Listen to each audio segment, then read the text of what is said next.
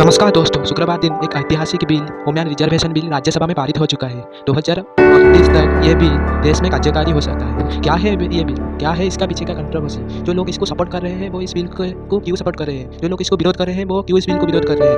1989, 1992 और 1996 में ये बिल क्यों मार खा गया था? 2010 में जो राज्यसभा में ये बिल पारित हुआ था वो कैसे पारित हुआ था? ये बिल का डिबेट आज का नहीं है, ये बिल का डिबेट है 1989 से। नमस्कार दोस्तों, मेरा नाम है सत्यव्रत राय सिंह। आज हम डिस्कशन करेंगे वुमेन रिजर्वेशन बिल के बारे में।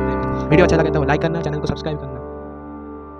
में जब राजीव जी प्रधानमंत्री थे तब स्थानीय निकायों के चुनाव में उन्होंने 1/3 आरक्षण महिलाओं के लिए सुनिश्चित किया था। डॉक्टर मनमोहन सिंह की सरकार के वक्त जो ये बिल आया वो आज तक जीवित है, आज तक जीवित है। महिला आरक्षण बिल लोकसभा में पास हुआ था, कभी पास नहीं हुआ। और दो कि ये बिल पुराना लोकसभा में लंबित है। ये बिल 2014 में ही लोकसभा नई। पहले जानते हैं ये बिल का कंट्रोवर्सी क्या है। भारतीय जनता पार्टी और इंडियन नेशनल कांग्रेस ने इस बिल का खुलकर समर्थन किया। लोकसभा में 454 एमपी ने इसका समर्थन दिया और 2 एमपी ने इसका विरोध किया। राज्यसभा में 214 के बहुमत से ये बिल पारित हुआ। लोकसभा और राज्यसभा में ये बिल पारित हो चुका है। अब सिर्फ राष्ट्रपति का अप्रूवल चाहिए। पहले जानते हैं बिल कैसे पारित होता है। पहले कैबिनेट मंजूर देता है, उसके बाद लोकसभा मंजूर देता है, उसके बाद राज्यसभा मंजूर देता है, उसके बाद राष्ट्रपति के बाद ये बिल अप्रूवल होता है। वुमेन रिजर्वेशन बिल क्या है और ये कब से ये डिबेट शुरू हो रहा है, इसके संपर्क में हम जानेंगे। वुमेन रिजर्वेशन बिल जो है इसके बदौलत राज्यसभा, लोकसभा और विधानसभा में 33% वुमेन के लिए रिजर्वेशन रहेगा। उदाहरण स्वरूप आप देख लीजिए 2029 इलेक्शन जब होगा कटक डिस्ट्रिक्ट में, वहाँ पे अगर यदि रिजर्वेशन लागू कराया गया, वहाँ पे बीजेपी और कांग्रेस के जो कैंडिडेट होंगे वो सिर्फ वुमेन होंगे और वहाँ से जो एमपी बचा होकर जाएगा वो सीधा लोकसभा में महिला एमपी जाएंगे।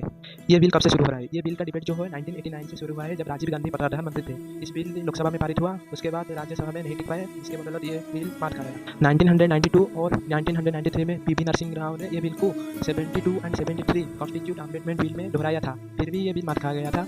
तब उसके बाद 1996 में देवेगौड़ा सरकार ने फास्ट ये बिल को इंट्रोड्यूस किया लोकसभा में, फिर भी ये बिल नहीं टिका। 2002-2003 में भी वाजपेयी की सरकार ने ये बिल को लाने की कोशिश की थी, फिर भी राज्यसभा में मार खा गए थे। 2008 में मनमोहन सिंह की कोशिश की थी। 2009 में मनमोहन सिंह की सरकार में पंचायत स्तर में वुमेन रिजर्वेशन बिल लागू कर गया था। इसके बदौलत जहाँ पे आप सरपंच देख रहे हैं वो वुमेन रिजर्वेशन बिल के बदौलत वहाँ पे कैंडिडेट स्टैंड कर रहे हैं। 2010 में वुमेन रिजर्वेशन बिल सिर्फ राज्यसभा में पारित हुआ था। इसका क्या कारण है आपको बताते हैं। राज्यसभा एक सभा है जहाँ पे राज्यसभा नहीं मानता। लोकसभा 5 साल के बाद टूट जाता है, पर राज्यसभा का जीवन अकाल है, समझ रहे हैं। उसके बाद 2023 में नरेंद्र मोदी ने ये बिल को आगत किया, जिसके बदौलत 2029 तक ये बिल को कार्यकारी करा जा सकता है। जो लोग इस बिल का सपोर्ट करना है उनका मानना है कि राज्यसभा, लोकसभा और विधानसभा में और स्टेट असेंबली में 33% रिजर्वेशन रहने के बदौलत वहाँ के जो नारी लोग हैं वो पॉलिटिक्स में उनका कंट्रीब्यूट रह सकता है, देश की पॉलिटिक्स में, देश के विकास में उनका कंट्रीब्यूशन हो सकता है। अब तक हम देखेंगे तो सिर्फ 12% वुमेन जो है स्टेट असेंबली में कंट्रीब्यूट कर रहे हैं। आंध्र प्रदेश, अरुणाचल प्रदेश, आसाम, गोवा, गुजरात, हिमाचल प्रदेश, महाराष्ट्र, उड़ीसा, सिक्किम, तमिलनाडु, तेलंगाना में सिर्फ 10 से 12% वुमेन MLAs हैं, जो कि पाकिस्तान से भी बहुत कम है।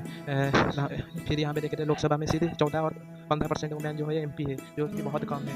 इसलिए 33% जो रिजर्वेशन आया है वो एक मेरे हिसाब से अच्छा है। जो नेता इसका विरोध कर रहे हैं उनका मानना है कि अगर एग्जाम्पल के तौर में देख लें कि जो नेता उनके इलाके में बहुत डेवलपमेंट कर रहा है, 20-25 साल से वहाँ पे लगातार डेवलपमेंट कर रहा है, वहीं से ही चुनाव होकर आ रहा है स्टेट असेंबली की, लोकसभा में, ये रिजर्वेशन के बदौलत क्या होगा कि वो नेता ही नहीं रहेगा तो जो नारी कैंडिडेट होंगे वो क्या डेवलपमेंट कर सकते हैं, नहीं कर सकते हैं, इसके बीच में कुछ क्वेश्चन मार्क रहेगा। और एक बात भी है यहाँ पे, जो महिला रिजर्वेशन कराएंगे उनको इस नज़र से देखा जाएगा कि ये देखो, ये तो रिजर्वेशन मिलकर लोकसभा में कि राज्यसभा में क्या विधानसभा में आ चुके हैं, ये क्या डेवलपमेंट करेंगे। फिर भी ये एक अच्छी बात है कि ये बिल पारित होने से वुमेन का जो कंट्रीब्यूशन देश में ज़्यादा बढ़ सकता है। वो देश में पॉलिटिक्स में, साइंस एंड टेक्नोलॉजी में जैसे वुमेन डेवलपमेंट कर रहे हैं, वहाँ पे पॉलिटिक्स, देश के विकास में महिला माने देश के विकास में योगदान करेंगे। नरेंद्र मोदी ने ये भी कहा है 2029 के बाद ये बिल लागू करा जाएगा, पर ये रोटेशन में होगा। ये भी एक अच्छी बात है। शुक्रिया दोस्तों लास्ट तक वीडियो सुनने के लिए। नमस्कार।